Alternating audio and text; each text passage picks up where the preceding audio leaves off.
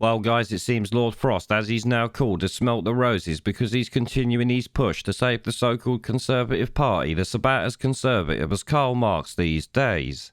In fact, some might argue Jeremy Corbyn has been more conservative in the past 12 months than most Tory MPs, which is both concerning and ridiculous in equal measure.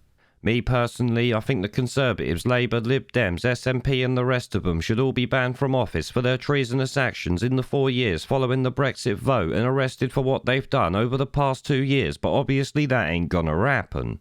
Instead, they will continue ruining our lives while importing afterworld's boat wankers via Dover and trying to micromanage our lives like we live in a bloody ant farm or something. Now, Lord Frost has been speaking out against the government's bat flu derangement syndrome since quitting last year, so this does not surprise me that much, but the fact I would actually agree with much of what he said if I was a Conservative voter did kinda shock me. For a change, there's no free-word bullshit slogans or anything like that, it's just common sense and sort of what people expected from this government back then but obviously didn't get. As you likely know by now, instead we got a woke Build Back Better tosspot giving us cringy bullshit like this. But also that we're building back better together and building back greener and building back fairer and building back more equal and how shall I, more, in a more gender neutral and perhaps like a more feminine way. How about that, apart from anything else? Yeah, obviously that ain't what people bloody voted for, is it?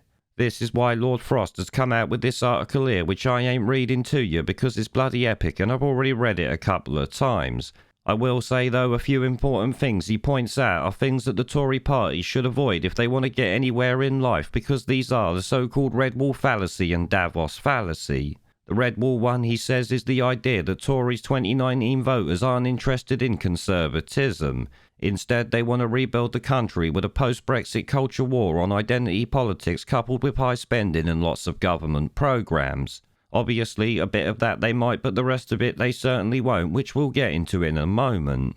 The second one, as I said, is the Davos fallacy, which he says this rests upon the opposite assumption to the previous one, that if you believe in free markets you must also be a globalist with no regard for place and history, and that you don't care what is happening in your country as long as you are doing alright yourself. That little bit there sums up most, if not all, MPs I would think, and I'm sure most of you are going to agree with that one. Lord Frost, though, rightly points out that both the Red Wall and Davos bullshit are not good for the country in general and will also be devastating to the Conservatives if they go down that road.